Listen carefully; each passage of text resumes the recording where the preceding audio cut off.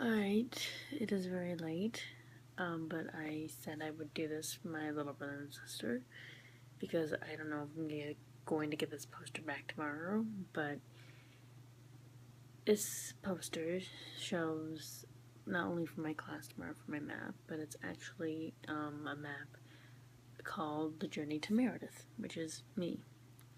It shows as to where all of my grandparents were born in the different counties of 6 different states. We have South Dakota, Missouri, Nebraska, Iowa, which is where I was born, Indiana, and Texas. And I have so many grandparents, even if they came into my family by marriage, I don't care. They're still my grandparents, and I love them. Some that aren't here with me today, which it doesn't matter. Again, they're still my grandparents, and I count them. They're still on my map, and I want them represented on my map. So, this is what my map looks like. So we have South Dakota, and this is South Dakota here. This is me.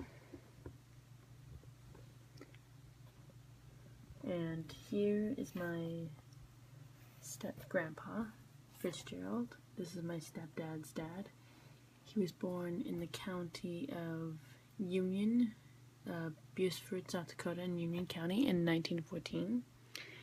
That is the tribe of the Dakota, Nakota, and Lakota Indian tribes. Those 3 tribes make up this great Sioux nation, and Dakota, Nakota, and Lakota means friendly people. Funny enough, because that's actually, my stepdad is actually very friendly most of the time. Dakotans, they speak in a dialect called Santee, which includes the Wappington, Sisseton, Metagwankan, and Wapikuti. I can't pronounce the names. And then we have Missouri here, and Missouri is my stepdad's mom, which would be my step-grandma. Hold on, I have to fix something.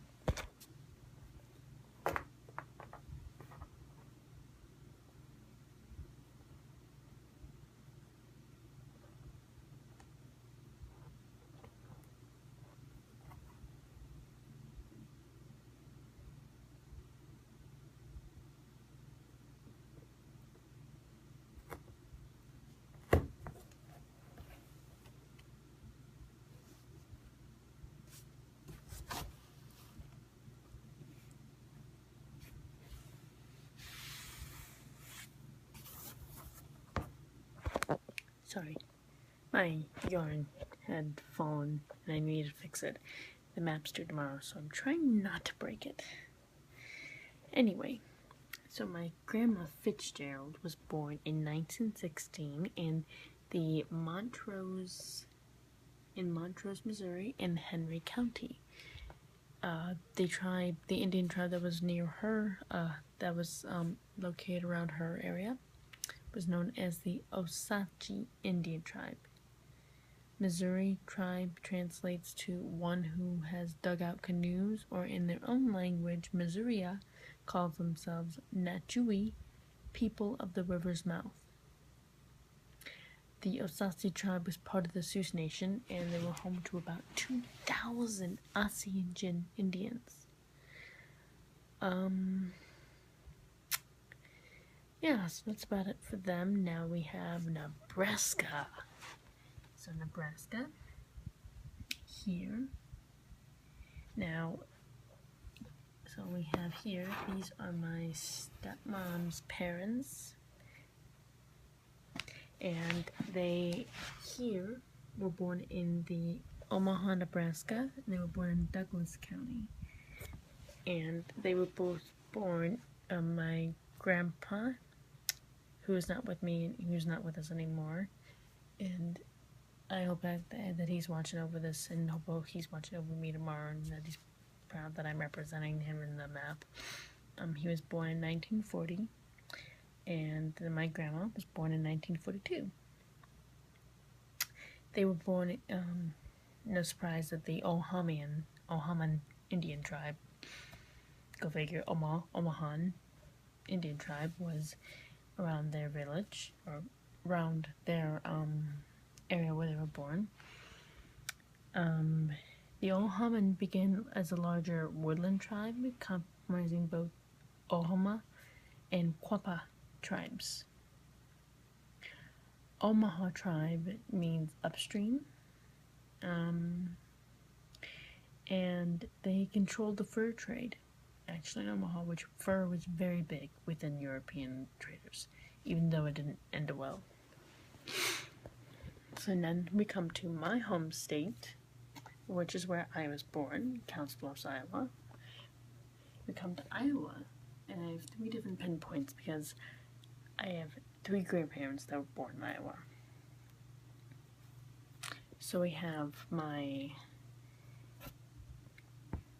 dad's parents, which my grandpa was born. My grandpa was born in Audubon County in 1941, which is right here. My grandma, Rix, she was born in Schleswig, Iowa, in Crawford County in 1942.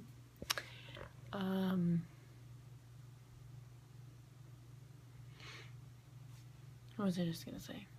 Oh, Schleswig, Iowa. Schleswig is German. No surprise, because my grandma is German, and her father moved over from Germany, and yeah, they're Germans. And so am I. I'm actually finding out that I am German on both sides. Actually, I'm German on my mom's side a bit too. Funny how that all works out. I guess I'm just 100% German, which is awesome! Anyway, and then we have another point in Iowa, which is my grandma Parker, which is my mom's mom. So, and she was born in Appanoose County in Centerville, Iowa, which is right on the border, right here, near Missouri. And so for the Centerville, so where my grandma was, my grandma Parker, with my mom's mom, she was born in with the Sauk and Fox Indian tribe, and her county, Appanoose County, means a chief when a child. I don't understand what that means, don't ask. It was named after chief of Sauk and Fox Indian tribes as the headed peace party during the Black Hawk War. And then where my Rick's grandparents were born, they were born in the Potawatomi Indian tribe, which is huge. Potawatomi is one of the biggest known tribes that we know of. Potawatomi are Algonquian speaking tribes. And originally Potawatomi were part of the Three Fires Council, which consisted of Potawatomi, Ojibwe, and Ottawa. Okay, and then we're going all the way to Indiana, so we're going east. So here's Iowa, and then here's Indiana. And Indiana is where my mom's stepmom, my grandma Bullard, was born in Goshen, Indiana, in Elkhart County in 1940. Seems a lot of my grandparents were born in the 1940s, which makes sense because they're kind of all around the same age, but they don't look that age. So here's Elkhart County, and she was born in where the Miami Indian tribe was. Not Miami, Florida, Miami Indians. Not the same thing. Anyway, Miami tribes speak with an Algonquian dialect, which connects them to the Ottawa and Shawnee tribes. Little Turtle, yes, Little Turtle, can you believe that, was the great leader of the Miamis and helped lead the tribe and other Native American tribes to victory over the U.S. Then we have our last state, which is all the way down south. That big old freaking state that nearly took up half of my space. But I'm proud to say is the birthplace of my Grandpa Bullard, Texas. He was born in McAllen, Texas, in Hidalgo County in 1946, which is right on the border, right there. So if you look Texas, that'd be right there. He was like born on the border near almost Mexico, which kind of scary for my grandpa. He was born near the Coahuilton tribe, which is one of the most poorest tribes that we know of in Texas. But yeah, it's also an aggressive and passionate tribe involved in outer and inner tribal conflicts. But the bands relied heavily on buffalo for subsistence, yet also relied on cannibalism. Ew. So that means they ate each other. Oh, that's gross. That's so sick. Ugh. But yeah. Anyway, that's the journey to Meredith. And this is me. It's kind of how all my grandparents connect to me. Well, not just me, but also connect to my older sister and my younger brother and sister, which is who this video is for. And I really hope I do a good job, because I really want this grade. I really need an A on this. I already got an A on my final, which is good. I'm so happy. Made my night. But it's getting late and I gotta get up in like 6 hours. I know, sorry Dad. I know I should be sleeping, but I said I would get this done, and it's done, but yeah.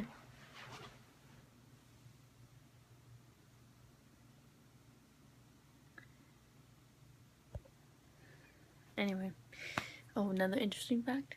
Apparently, my Rick's name goes back all the way to the year of 1375. That is unbelievable, freaking amazing. 1375, that's like, gosh, I don't know. But I think it's pretty cool. And apparently the Ricks and Pickles side of my family were both living in Germany, but just different sides of the mountains. Pretty cool, actually. And I hope I actually get to find out much more about just my mom's side of my family, and my stepdads, and my stepmoms, and my dads, and everyone.